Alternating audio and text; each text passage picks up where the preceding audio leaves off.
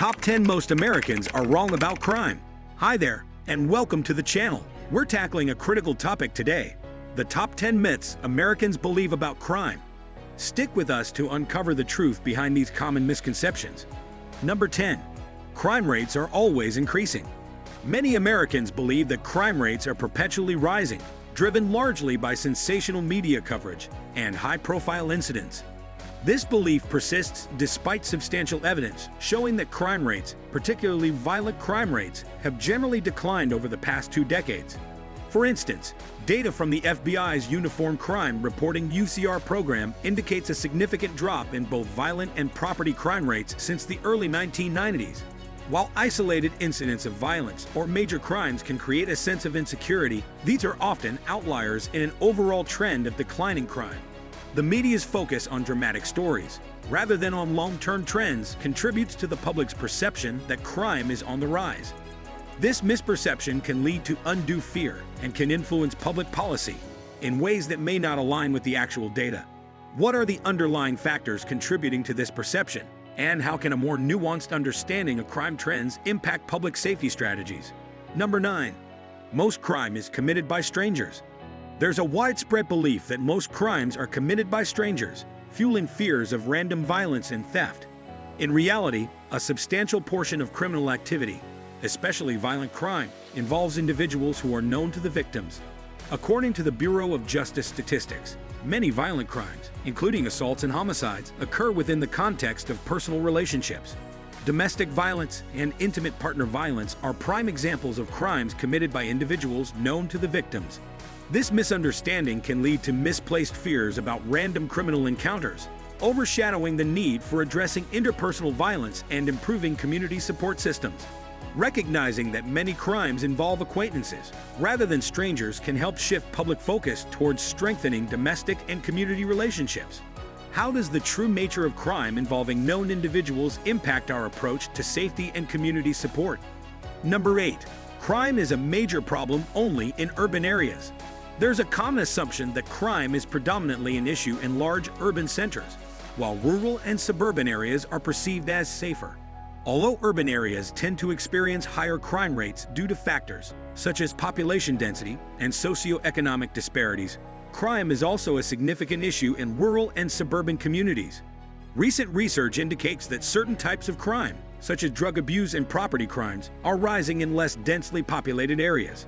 The challenges faced by rural communities include limited law enforcement resources and a lack of social services, which can exacerbate crime problems. This misconception can lead to a misallocation of resources and attention, neglecting the needs of communities where crime is less visible but still present. How does the distribution of crime across urban, suburban, and rural areas affect our understanding and response to criminal activity? Number 7. Gun ownership equals increased crime. Many people believe that higher levels of gun ownership directly correlate with increased crime rates. This view oversimplifies the relationship between gun ownership and crime.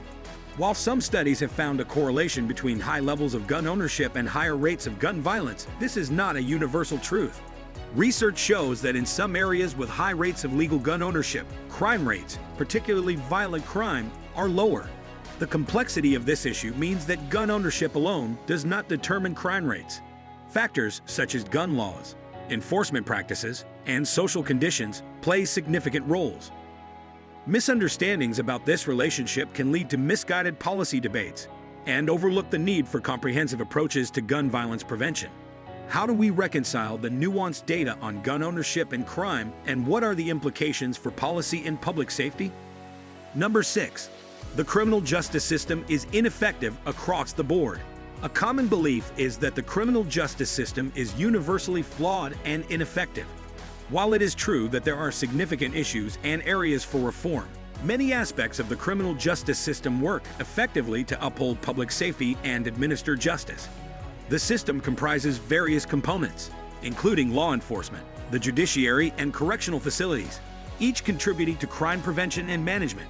For example, successful investigations, fair trials, and effective rehabilitation programs demonstrate the system's capabilities.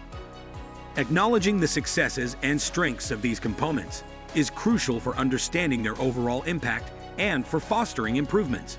How does recognizing the effectiveness of certain aspects of the criminal justice system challenge the perception of its overall inadequacy? Number 5. Most criminals are uneducated and poor. There is a prevailing stereotype that most criminals come from impoverished backgrounds and lack education. While socioeconomic factors can influence crime rates, this view oversimplifies the issue. Criminal behavior spans all socioeconomic classes and educational levels, with individuals from various backgrounds engaging in criminal activities for diverse reasons. White-collar crimes such as fraud and embezzlement often involves individuals with higher education and substantial financial resources. Understanding that crime is not confined to a specific socioeconomic class helps in crafting more effective crime prevention and intervention strategies. By moving beyond stereotypes, we can better address the complexities of criminal behavior and develop more targeted solutions. How does challenging these stereotypes affect our approach to crime prevention and social support? Number 4. Rehabilitation programs don't work. There is a widespread belief that rehabilitation programs for offenders are ineffective and that those who commit crimes are beyond redemption. However, evidence suggests that many rehabilitation programs have proven successful in reducing recidivism and aiding offenders' reintegration into society. Programs focused on education, job training, mental health support, and substance abuse treatment have shown positive outcomes. Successful rehabilitation efforts not only contribute to lower crime rates, but also support individuals in leading productive lives post-incarceration. Dismissing the effectiveness of these programs can undermine valuable strategies for reducing crime and fostering social reintegration. How do successful rehabilitation programs challenge the perception of their ineffectiveness? And what are the broader implications for criminal justice policy? Number 3. The death penalty deters crime. A persistent myth is that the death penalty serves as a strong deterrent to crime. Despite extensive research and numerous studies, evidence supporting the death penalty's deterrent effect remains inconclusive. Many studies have found no significant correlation between the use of the death penalty and reduced crime rates. The belief in its deterrent power can overshadow more effective crime prevention strategies and contribute to ongoing debates about capital punishment. Understanding the limitations of the death penalty as a deterrent can help redirect focus towards evidence-based approaches that have a more demonstrable impact on crime reduction. How does the myth of the death penalty's deterrent effect influence public policy and the broader criminal justice system? Number 2. Crime is mostly a problem of youth. There's a prevalent notion that crime is predominantly an issue among young people.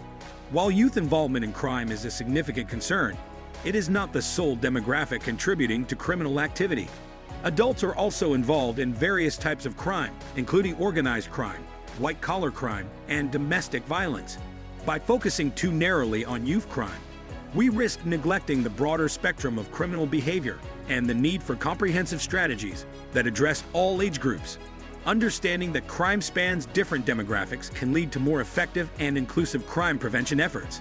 How does the focus on youth crime impact our understanding of criminal behavior and our approach to addressing it? Number 1. The media provides an accurate picture of crime. Many Americans rely on media coverage for their understanding of crime, often believing it provides an accurate representation of crime rates and trends. However, media portrayals can be sensationalized and may not always reflect the true nature of crime. News outlets often highlight dramatic and emotionally charged stories, which can skew public perception and contribute to misconceptions about crime.